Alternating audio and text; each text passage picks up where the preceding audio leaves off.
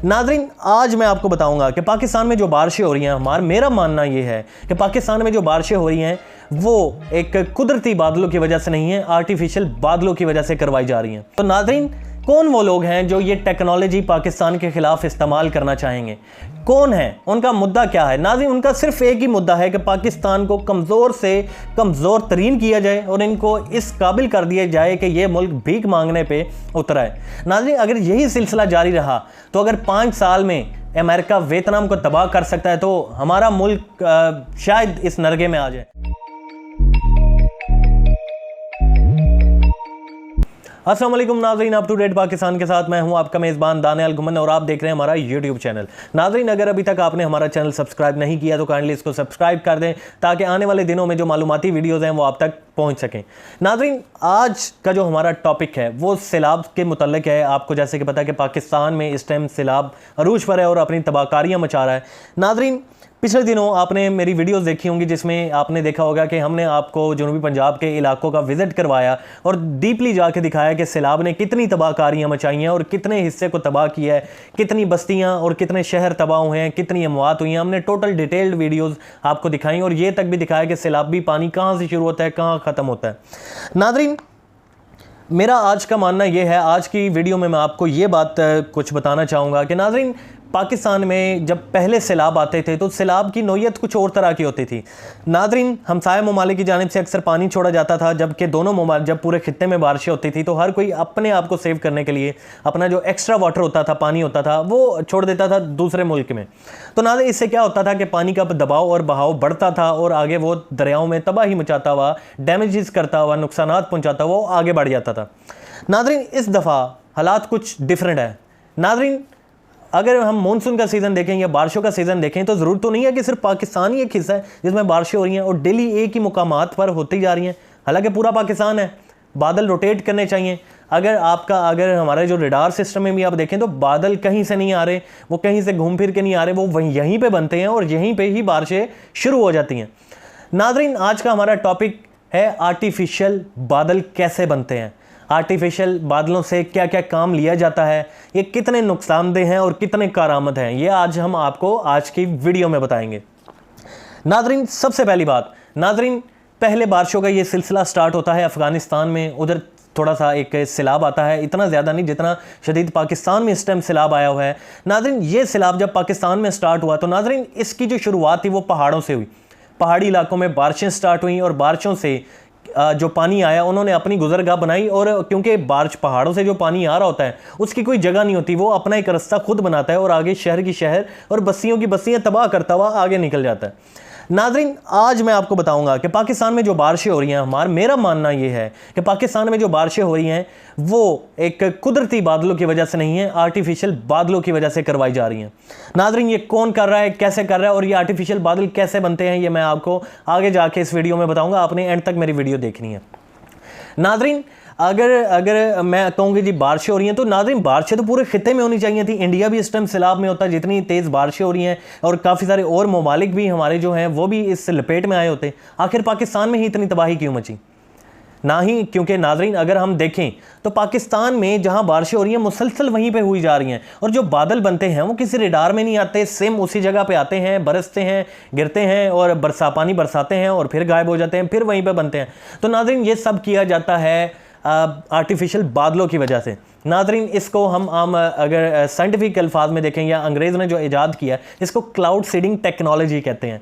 नाज़रीन, ये टेक्नोलॉजी 1946 में विंसेंट शॉफर जो एक साइंसदान थे, इन्होंने ईजाद की और इसका सबसे पहली दफ़ा जो इस्तेमाल हुआ वो अमेरिका ने 1967 में यूएस और वियतनाम वॉर में किया। अमेरिका ने इसका इस्तेमाल क्यों किया, क्या वजूहात थी, वो भी हम आपको बताते हैं। पहले मैं आपको ये बताता चलूँ ये क्लाउड सीडिंग होती क्या है। नाज़रीन, ये एक ख़ास किस्म की ये गैस होती है जिसको हम सिल्वर आयोनाइड कहते हैं, आयन ऑक्साइड कहते हैं। ये हवा में किसी भी तैयारे के ज़रिए इसको फैलाया जाता है और ये पार्टिकल जो होते हैं, जो पानी के ज़र्रात होते हैं हवा के अंदर, उनको इकट्ठा करते हैं। वो छोटे छोटे जो पार्टिकल पानी के अंदर होते हैं ये उनको इकट्ठा करते हैं। उसके बाद जब वो पानी वजनी होता है, बादल एक फॉर्मेशन बनती है और ये वहीं पे बरस जाते हैं। नाज़रीन, इस टेक्नोलॉजी के ज़रिए कहीं पे भी पूरी दुनिया में कहीं पे भी बारिश करवाई जा सकती है। नाज़रीन, अमेरिका ने इसका इस्तेमाल इस तरीके से किया कि उन्होंने यूएसए और वियतनाम की वॉर में जब उन्होंने देखा कि वियतनाम की फ़ौज काबू में नहीं आ रही, तो नाज़रीन उन्होंने इस टेक्नोलॉजी का इस्तेमाल किया। अमेरिकन C-130 तैयारे रात की तारीकी में वियतनाम का जो बॉर्डर होता था वहाँ पे ये खुफिया तौर पर ये क्लाउड सीडिंग करते थे, और वियतनाम का जो मानसून का सीज़न था उसमें उसको लंबा कर देते थे, और उसमें बारिशें इतनी ज़्यादा होने लग जाती थी कि वियतनाम को पानी की और सैलाब की वजह से इतनी तबाहकारियाँ वहाँ पे मची कि उनकी फ़ौज कमज़ोर से कमज़ोर होती चली गई। वहाँ पे लैंड स्लाइडिंग हुई, वहाँ पे रोड तबाह हो गए, पुल तबाह हो गए, हत्ता कि यहाँ तक कि उनके गोला बारूद तक को भी नुकसान पहुँचा। नाज़रीन ये सिलसिला 5 साल तक चलता रहा। अमेरिका ने हथियार से हटकर वियतनाम को शिकस्त दी और इस पूरे ऑपरेशन का नाम ऑपरेशन पोपाय रखा। नाज़रीन ये थी एक पहली मिसाल। नाज़रीन इसकी दूसरी मिसाल अगर मैं आपको दूं तो 1990 में ईरान ने जापान पे इल्ज़ाम लगाया कि जापान हमारे मुल्क में बादल आने से पहले ही ऐसी एक टेक्नोलॉजी के ज़रिए उनको दाखिल होने से पहले ही टेक्नोलॉजी इस्तेमाल करते हैं और वो बरस जाते हैं हमारी हदूद में आने से पहले ही, जिसकी वजह से हमारे मुल्क में खुश्की जो है वो पैदा हो रही है, पानी की कमी हो रही है। तो नाज़रीन जब अमेरिका ने आलमी पाबंदियाँ लगाई ईरान के ऊपर, जापान उनका एलाय था, तो उसके अंदर जापान ने ये क्लाउड सीडिंग टेक्नोलॉजी इस्तेमाल की और ये उनको बादलों को वहाँ जाने से रोका। जब क्लाउड सीडिंग होती थी, जो नेचुरल बादल थे उनको उनके ऊपर बरसाई जाती थी और वो उधर ही पानी जो है वो बरस जाता था। नाज़रीन इसकी एक ज़िंदा मिसाल आपको मैं हालिया जो 2008 का हमारा बीजिंग ओलंपिक्स हुआ था, इसमें भी मैं आपको एक मिसाल देता चलूँ कि जब बीजिंग ओलंपिक्स पे चाइना ने 3000 अरब की इन्वेस्टमेंट की, जिसको पूरी दुनिया ने देखा। नाज़रीन ये एक वाहिद ओलंपिक्स था जिसका चाइना ने बड़े अरसे से इंतज़ार किया और इसकी तैयारियां बड़े अरूज के साथ कई सालों में की। नाज़रीन जैसे ही ओलंपिक्स की ये जो इफ्तिताही तकरीब है ये करीब आई, तो चाइनीज़ जो वेदर डिपार्टमेंट था उन्होंने इतला दी एडमिनिस्ट्रेशन को कि बारिशें आ रही हैं और ये इतनी ज़्यादा बरसेंगी कि शायद बीजिंग में इफ्तिताही तकरीब मौखर कर दी जाए। नाज़रीन टिकट तकसीम हो चुकी थी, इंटरनेशनल टीम्स आ चुकी थी, पूरी दुनिया की नज़रें चाइना पर थी। ये एक बड़ी मतलब टेंशन वाली बात थी चाइना के लिए। ऐसे मौके पर चाइनीज़ एडमिनिस्ट्रेशन ने यही टेक्नोलॉजी इस्तेमाल की और वो जो बादल चाइना की हदूद में बीजिंग की हदूद में दाखिल हो रहे थे उनको वहाँ दाखिल होने से पहले ही बरसा दिया गया और इसकी जो इफ्तिताही तकरीब है ये बड़े अच्छे तरीके से अंजाम पाई। नाज़रीन ये थे इसके कुछ फ़ायदे और नुकसानात। एक मिसाल आपको मैं दुबई की भी दूंगा कि दुबई कई सालों से आर्टिफिशियल बारिशें अपने मुल्क में करता है। रेगिस्तानी मुल्क है, वहाँ पे बारिशें इतनी ज़्यादा नहीं होती, जिसकी वजह से पानी पीने का वहाँ पे नहीं होता और बड़ा महंगा मिलता है उनको। उन्होंने कई फिल्ट्रेशन प्लांट लगाए जो कि समंदर के अंदर से पानी फ़िल्टर करते थे और साफ़ करते थे।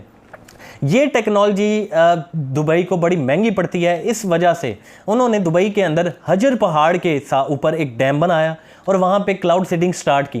क्लाउड सीडिंग से वहाँ पे बारिशें होती हैं, डैम में पानी इकट्ठा होता है, ये एक प्योरेस्ट फॉर्म होती है पानी की जो आसमान से गिरती है और उसके बाद वही पानी उन्होंने फ़िल्टर करके वो बेचते रहे। तो नाज़रीन इससे उनका टोटल खर्चा मिनिमाइज हो गया। नाज़रीन ये थी मिसाल कि आप दुनिया में कहीं भी आर्टिफिशियल बादलों के ज़रिए आप कहीं भी तबाही मचा सकते हैं, कहीं आपको इसका फ़ायदा भी है और कहीं आप खुशकी भी पैदा कर सकते हैं। नाज़रीन ये टेक्नोलॉजी कौन इस्तेमाल करता है, कब इस्तेमाल करता है? नाज़रीन ये दुश्मन भी इस्तेमाल करते हैं। नाज़रीन ये किसी अच्छे कॉज के लिए भी इस्तेमाल हो सकती है। नाज़रीन इस टाइम हमारा मुद्दा ये है कि पाकिस्तान में जो बारिशें हो रही हैं ये कोई आम बारिशें नहीं हैं, ये नेचुरल बारिशें नहीं हैं, ये बाकायदा आर्टिफिशियल बादलों के ज़रिए की जा रही हैं। नाज़रीन 1990 में जब ईरान ने जापान पर इल्ज़ाम लगाया तो लोग बड़े हैरान हुए जब अखबारात की सुर्खियों में उन्होंने ये खबर देखी कि आर्टिफिशियल बादल। लोगों ने कहना शुरू कर दिया जी ये क़यामत की निशानी है, ये क़यामत की निशानी है। नाज़रीन टेक्नोलॉजी मौजूद थी, आज 2022 में हम जी रहे हैं। तो नाज़रीन कौन वो लोग हैं जो ये टेक्नोलॉजी पाकिस्तान के ख़िलाफ़ इस्तेमाल करना चाहेंगे? कौन है, उनका मुद्दा क्या है? नाज़रीन उनका सिर्फ एक ही मुद्दा है कि पाकिस्तान को कमज़ोर से कमज़ोर तरीन किया जाए और इनको इस काबिल कर दिया जाए कि ये मुल्क भीख मांगने पे उतरा है। नाज़रीन आप बखूबी जानते हैं पाकिस्तान के कितने दुश्मन हैं दुनिया के अंदर और कौन चाहता है कि पाकिस्तान हमेशा उनके नीचे लग के रहे। नाज़रीन आज हमारी टोटल वीडियो का जो मकसद था वो यही था, यही बताना था कि पाकिस्तान में हमें यकीन है कि पाकिस्तान में जो बारिशें हो रही हैं ये आम बारिशें नहीं, ये कुदरती बारिशें नहीं हैं, ये आर्टिफिशियल बारिशें हैं जो कि क्लाउड सीडिंग के ज़रिए कराई जा रही हैं। नाज़रीन दुनिया बहुत जदीद हो चुकी है, स्टेलेथ टेक्नोलॉजी भी मौजूद है इस टाइम दुनिया में जो रडार में नहीं आती। रात के अंधेरे में क्या होता है क्या नहीं होता, क्लाउड सीडिंग हो सकता है कि हमारे मुल्क में हो रही हो। तो नाजरीन, आला हुकाम से और पाकिस्तान के जो सबसे ताकतवर डिपार्टमेंट हैं, हम उनसे भी कहेंगे कि अगर इस चीज़ का जायज़ा लिया जाए, इस चीज़ को देखा जाए, मद्देनज़र रखा जाए कि वाकई ही ये बारिशें ये नॉर्मल हैं, ये कुदरती हैं, ये क्लाउड सीडिंग तो नहीं हो रही। नाज़रीन, अगर यही सिलसिला जारी रहा तो अगर 5 साल में अमेरिका वियतनाम को तबाह कर सकता है तो हमारा मुल्क शायद इस नरगे में आ जाए। नाज़रीन, इससे निपटने के लिए हम इससे पहले कि स्टेबल हों, फिर से मानसून स्टार्ट हो जाए, नाज़रीन इससे बेहतर है कि हमें चाहिए कि हम इस चीज़ को मद्देनज़र रखें। बाकी पाकिस्तान को अल्लाह ताला अपने हिफ्ज़ व ईमान में रखें। आप सब हिफाजत के साथ रहें, पाकिस्तानी अपने भाइयों की मदद करें। उम्मीद करते हैं आज की हमारी ये वीडियो आपको पसंद आई होगी। इसके साथ ही अपने मेज़बान दानियाल घुमन को इजाज़त दीजिए। देखते रहिए अप टू डेट पाकिस्तान। अल्लाह हाफिज़।